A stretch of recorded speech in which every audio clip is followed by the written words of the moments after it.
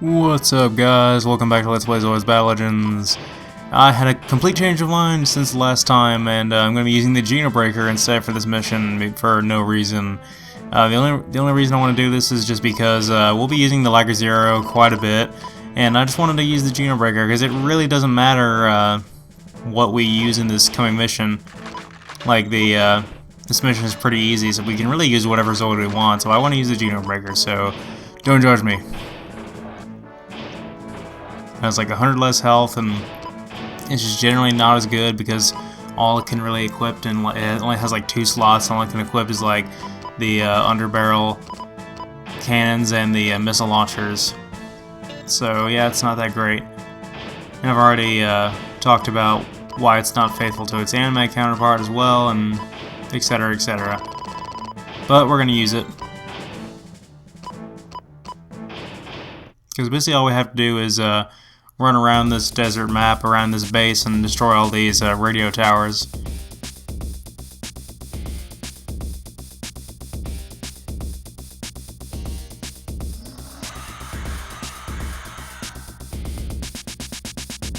So the Genobreaker has these wing thrusters, which can give us a little bit of gliding ability, actually, when we go off of a slight ledge and sort of glide off it a little bit. Using either of the 2 weapons I have here, I can just, especially the weapon binder, I can easily take out these turrets and these towers. So I'm going to do that and move on to the next one. I guess you can fight these Sea Strikers if you want to. I mean, you're a lot tougher than they are, but like I said, we really don't have that many good weapons, so there's really not much of a point. We can just ignore them and go after the. I don't know why I'm stopped right here. Go after the next one.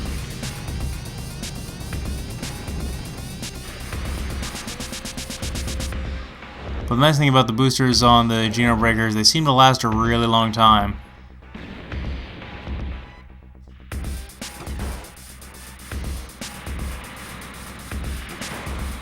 There we go, that one's destroyed. Move on to the next one. They're sort of out over here in the corner, sort of placed in the exact same place on each side of the base. There's a little demonstration of the melee attack for you. He sort of extends out his claws and then drags the enemy Zoid forward, and then swings the giant blades on his shoulders out, which is pretty devastating. But I honestly think the Genosaur's melee attack is more dangerous. The Genosaur in this game is honestly just better in general.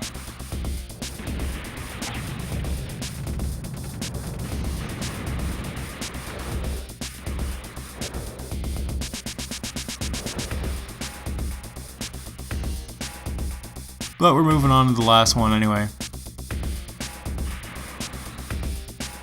This whole mission just seems kind of pointless.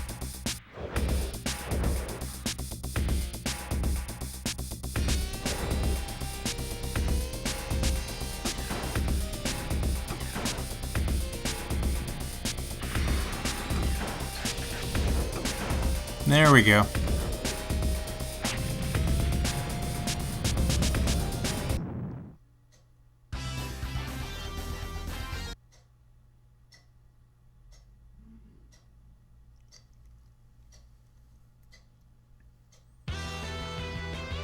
Okay, so we have more dialogue as usual. I'm kind of getting sick of saying that. And let's see, we unlock an Iron Kong and a Dark Horn. Now, I'll probably never use the Iron Kong, but we're going to go ahead and switch back over to the Lager Zero, so we can finally demonstrate that, because I know that's probably going to be a lot more exciting than using the Genobreaker. See, this mission we have a bunch of turrets, and we have a Dark Spiner, which is a Zoid from the Fusor series. We have some Rev Raptors as well. Now I'm probably going to be completely ignoring the turrets in this mission, just going after the actual enemies, stripping down the Genobreaker real quick. Give all of its stuff to Lager Zero. Have that all suited up and ready to go.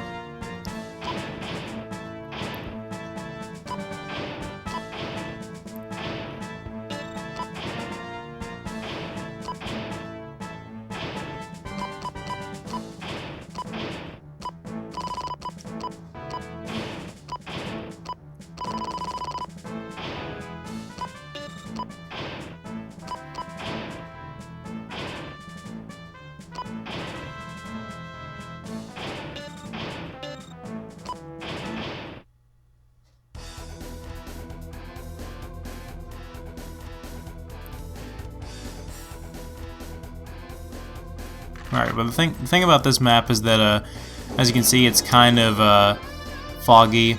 And you can't really see where you are and what you're doing. So this can be pretty dangerous because of that, but you don't really have much distance between you and the enemy Zoids. So the combat can be a little bit tricky, but you have your radar still. The terrain is also a little bit tricky here because there's a lot of like really random cliffs and edges and rocks and stuff, and so maneuvering, as you can see right here, I'm getting stuck, is a bit of a pain. Let's see what we got here. I'm detecting something on the radar coming up. Let's see, yeah, I gotta kill all the Zoids so I don't just have to kill the Dark Spiner. Which, speaking of which, is right here. Now, like I said, the Dark Spiner is a Zoid from the Fusor series. I'm not actually sure if it's any good. I've never actually used it in this game, but it's pretty expensive in the tournament mode, so I can imagine it'd be fairly decent. It seems like it's completely crazy, and that it's got tons of weapons and stuff, and it's just going completely insane on me right here. But it's nothing that we won't be able to take care of with the Liger Zero and our long-range rifle. And we just hit it enough times. It's already almost half dead. I think it has about 3,000 health, so yeah, it's pretty good. Looks like its fins sort of electrify and it shoots out a bunch of those electric orbs things. Similar to what shot out of the back of the Shadow Fox.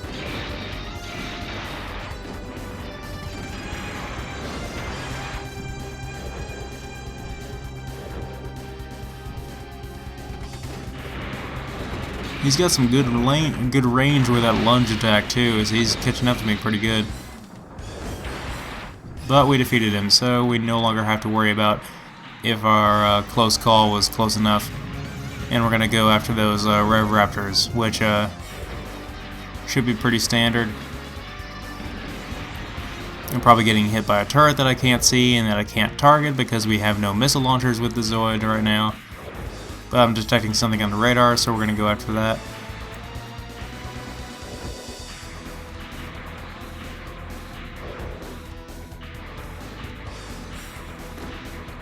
Again, it's clearly like right there, but you can't see it because of the stupid fog. But yeah, it's a Rev Raptor that actually has missiles on it, so it can actually hit us from afar, unlike the ones we've been fighting earlier in the game. They were like completely useless because they only had melee attacks. This one is still failing at hitting us.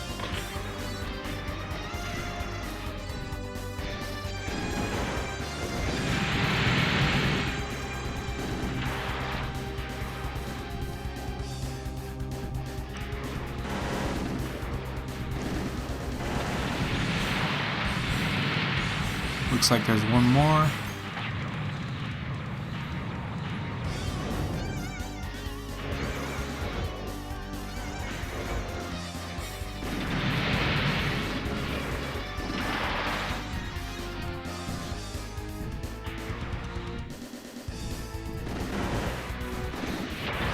Yeah, I'd be curious to use the Rev Raptor eventually. I might buy one in tournament mode, who knows.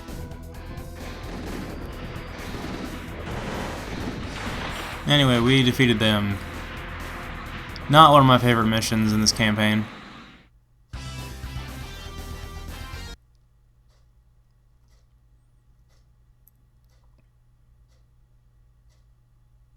Let's see, I think we're going to have another option right here. Yep, sure enough.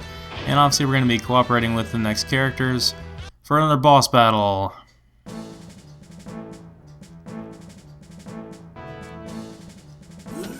We get a bunch of weapons for our, I think for our Iron Kong and Dark Horns. Now we're up against the Seismosaurus here, and we have a bunch of Mulgos and a gun sniper as our ally because we chose to have an ally. I'm actually going to do something completely crazy here. You could use the Liger Zero exactly as I had it. I've done it before, and that's another one way I recommend doing this. Or you could probably even do it with the Lightning Sykes. But I'm going to do something completely bonkers and do it with the Dark Horn. Now, like I said, the Dark Horn is a sort of a it's a slow heavy artillery Zord. I'm going to equip it with this beam launcher. I guess that's what LCHR stands for, and this Grand Cannon thing, which I'm going to change the color of it to black so it doesn't look like it's from a red horn.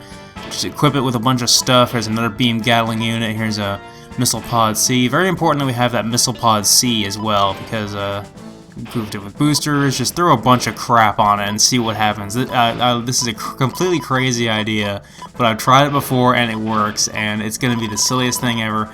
And the way I actually tried it before, I had two beam Gatling units on it, which is the one that I didn't take off of it, and then the one that I did put on it just now. And it just looked completely ridiculous. But the beam launcher is sort of an Iron Kong weapon, which is actually pretty powerful. It's sort of a giant railgun.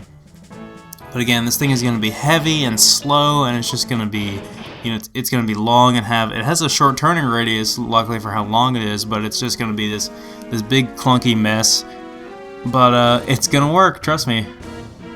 Or if I have my way with it, it'll work. Look at this thing, it's ridiculous. It's held down with all these different weapons. But I kind of like the Darkhorn as a Zoid, but I probably won't use it all that much. But I'm going to use it as far as this campaign goes. I'm just going to use it for this mission. Now, the Missile Pod C, very important that I had that, because as the annoying thing with this mission, as I probably showed off with the version of it we had to fight in the Republic campaign, is dealing with these Mulgas hitting you while you're trying to fight the Seismosaurus.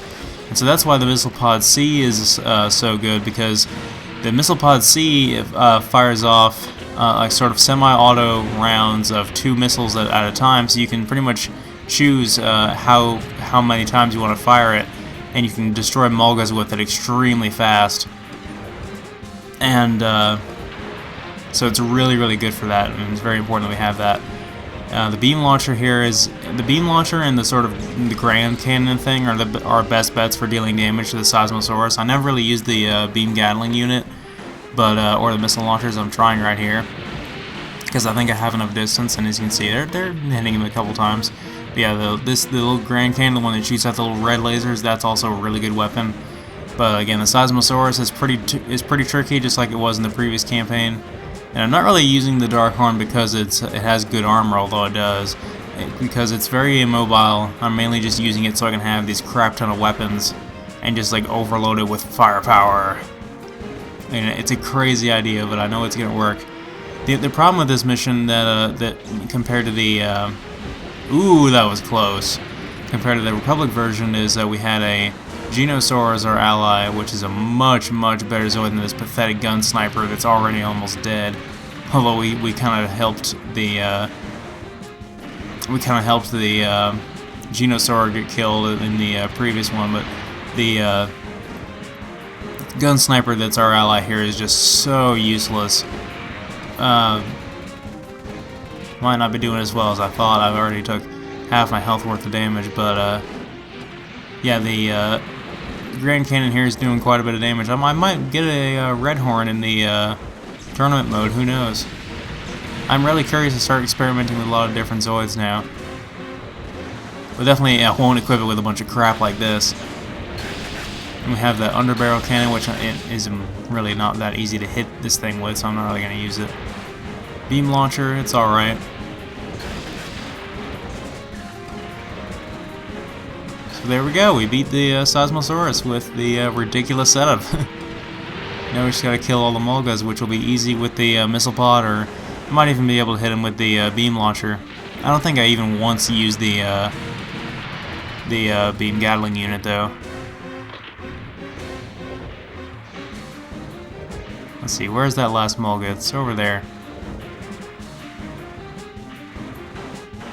So you can see I'm just shooting out volleys of 2 missiles at a time, and that'll it's already killed that thing by half already. And our ally just barely survived through this. So yeah, if you wanted to do this with the Liger Zero, I recommend it, but this is an interesting strategy that I thought of. You might want to give it a try.